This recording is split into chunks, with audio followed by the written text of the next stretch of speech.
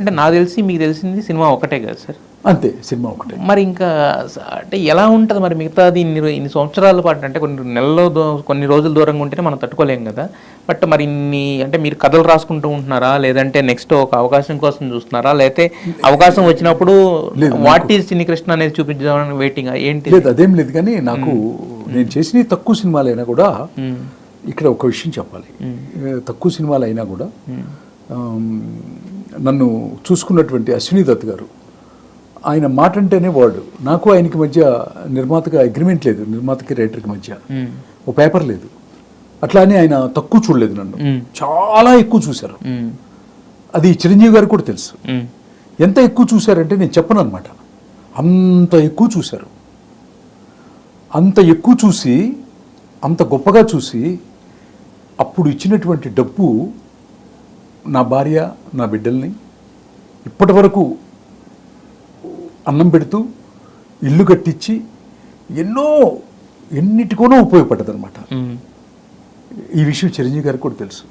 ఎందుకంటే నేను after all నేను ఒక చిన్న రైటర్ని. నా సెకండ్ ఫిల్మ్కే నా డ్రైవర్ ఈ జీవితంలోకి వెళ్ళి వాడు ఏమైనా ఇల్లు కొనుక్కుంటే ఆ రోజుల్లో ₹1,00,000 ఇచ్చి, ఆ ఇల్లు మొత్తం 3 లక్షలే, ₹1,00,000 నేను ఇచ్చాను ఆ రోజుల్లో మన డ్రైవర్కి.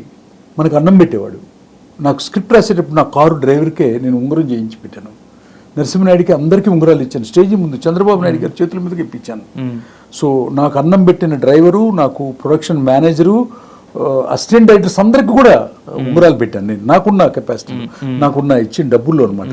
సో నేను ఇలా చూసుకుంటుంటే నాకు భగవంతుడు చిరంజీవి గారి రూపేణ నాకు, నా భార్య, బిడ్డలకి ప్రతి సంవత్సరం ఆయన ఎక్కడున్నా కూడా మానిటరింగ్ చేసుకుంటూ, వాడి బిడ్డకే నా పేరు పెట్టుకున్నాడే, వాడు నా కోసం ఇంత పెద్ద ఇది రాశాడే, ఈ కథ రాసేటప్పుడు వేరే పనే చేయడే అన్న ఉద్దేశం ఆయనకి ప్రతి క్షణంలో ఉండి, ప్రతిరోజు ఆయనకి కలిగి, అనేక సార్లు నన్ను మానిటర్ చేసి నా జీవితాన్ని ఆర్థిక పరంగా కూడా అద్భుతంగా తీర్చిదిద్దిన వ్యక్తి చిరంజీవి గారు.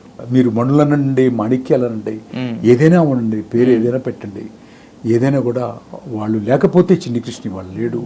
నా బిడ్డలు, నా యొక్క రేపు నా బిడ్డలకి పుట్టిపోయి బిడ్డలకు కూడా సరిపోయినంత ఇచ్చారని నేను చెప్పడానికి ఎట్లాంటి ఇది లేదు. కానీ ఇది జరిగింది, మీరు ఏదో అన్నారండి చిరంజీవి గారిని, ఏదో ఒక బ్యాడ్ పీరియడ్లో ఒక నాకు కూడా ఒక శనిగ్రహాలు అని ఓ ఫ్లాప్ సినిమా రావడానికి ఏయో కారణాలు ఉంటాయి కదా, అట్లా ఏదో బ్యాడ్ పీరియడ్లో ఒక మాట అన్నాను. మళ్ళీ ఈ ఎన్టీవీ మూలంగా ఐఎమ్ ఎక్స్ట్రీమ్లీ సారీ. ఎవరినైనా బాధ పెట్టుంటే లైఫ్లో ఏదైనా, అది నా బ్యాడ్ పీరియడ్లో జరిగినటువంటి మాట.